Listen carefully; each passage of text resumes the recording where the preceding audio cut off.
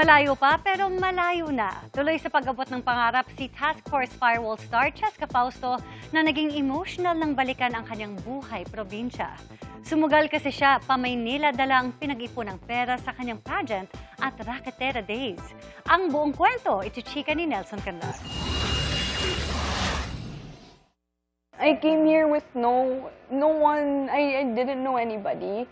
Wala akong bahay na matutuluyan. Nakituloy lang ako sa manager ko. Sabi ko, just until I have a project to pay for. Ito na. So, yun. Certain strengths are born out of hunger.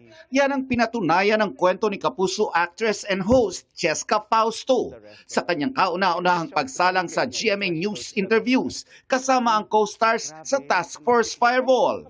Naging emotional si Cheska nang balikan ang kanyang humble beginnings sa Zamboanga City, kung saan sumali siya sa iba't ibang beauty contests, not for fame, but for something else. I did enjoy that time, pero I plainly was doing it because I wanted to earn money at that time to buy stuff for myself. Kasi ako yung ate din to provide also for my family. Hindi naman well-off yung family namin. So, pangbaon din. Ayun. Yeah. Also did like, influencer stuff like posting on social media, doing YouTube. And naka-earn ako nun when I was in college. I did hair and makeup also. Yeah, I did. I did a lot of, dami kong side hustle talaga before looking back. Pinapahanga mo naman kami dito. And now, nare-realize ko parang, wow, girl, like old Cheska, how? Amazing, amazing. Nagawa mo yun.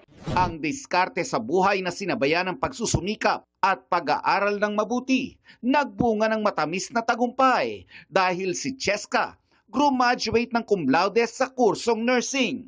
Tuloy lang daw siya sa pagkayod para sa mas malaking pangarap. Kaya gamit ang naipong pera, lakas loob na tumulak si Cheska patungong Maynila para hanapin ang kanyang mga pangarap. So pinag-ipunan mo pa even your flight?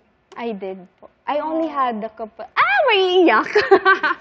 I had a couple of... ayoko na nga nito. Sige na, ayan na yun. Yeah, I had a couple of thousands lang. Just to... But look at you now. Look at you now, you're here. Hindi ko yun in-expect. Kumbaga, I risked it all. I risked it all just to... And you didn't know na makakapasok ka sa pag-aartista. No, I didn't know that I was gonna have projects.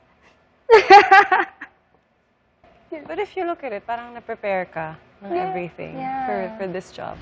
Di raw inakala ni Cheska na magiging bahagi siya ng Sparkle GMA Artist Center at inilaunch bilang miyembro ng Sparkada. And the rest is history, ika nga.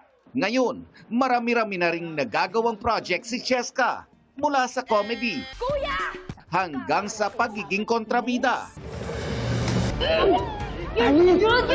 And now, bibida siya bilang si Leila Aragon sa Task Force Firewall. Gagigiliwan daw ang kanyang role bilang isang lawyer at gun expert na nakikipagbarilan in heels. Part of her personality talaga, yung fashion. Oo. Nahirapan nga ako in the beginning kasi, di ba, syempre naka-heels ka. And you have to be the character talaga. So, malaking adjustment siya, but it's so fun. Nelson Canlas, updated sa Showbiz Happenings.